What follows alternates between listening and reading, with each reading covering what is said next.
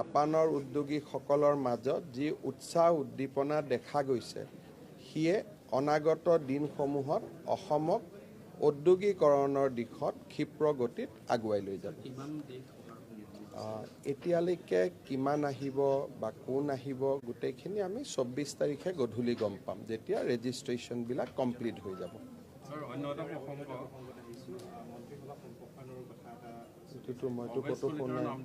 মইতো ক'তোৱে দূৰলৈকে শুনা নাই।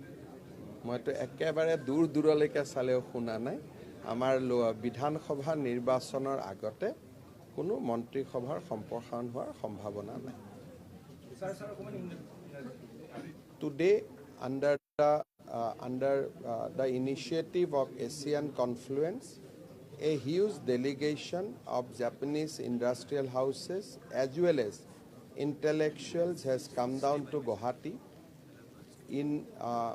During the morning, they have visited IIT Guwahati as well as Tata Semiconductor OSAT facility, and in evening, along with His Excellency Ambassador of Japan, we have addressed the delegation.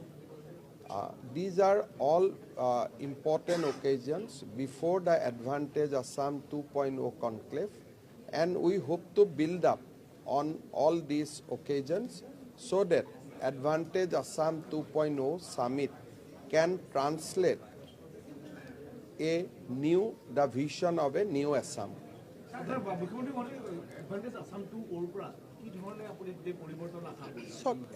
এখন মিটিঙৰ পৰা পৰিৱৰ্তন নহয়, পৰিৱৰ্তন হয় এটা এনভাইৰনমেণ্টৰ পৰা।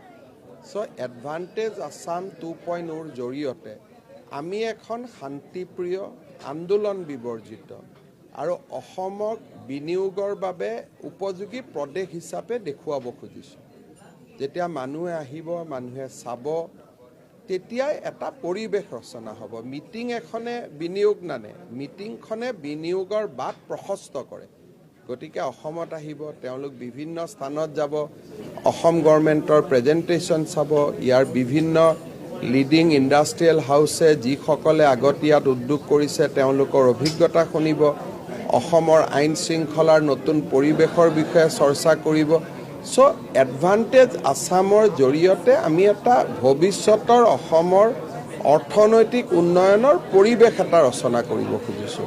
এনেকুৱা নহয় যে আপোনালোকে তেওঁলোকক এখন মিটিঙত মাতি দিলে আৰু মিটিংখনৰ পৰা কি হ'ব। মিটিঙে নতুন অসমখন তেওঁলোকক দেখুৱাব। জনসাধাৰণক আহ্বান জনাব এইটোৱে যে আন্দোলন বিবৰ্জিত, পৰিৱেশ এটা ৰক্ষা কৰক, অসম ভাল হৈ গৈ থাকিব।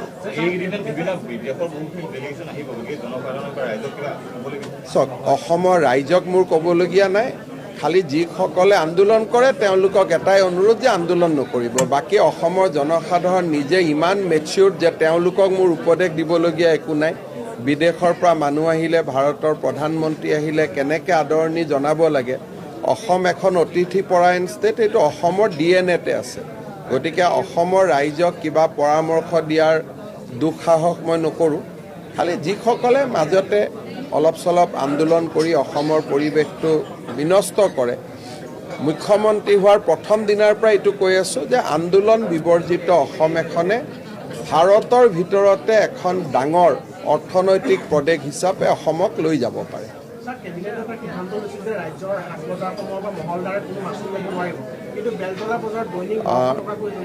যিসকল খুচুৰা ব্যৱসায়ী, চব্জিৰ বেপাৰী, পাণ তামোলৰ বেপাৰী, তাৰ এখন লিষ্ট আছে। নটিফিকেশ্যনখন তেওঁলোকে উলিয়াব আৰু বন্ধ হৈ যাব কোনোবাই লৈছে যদি।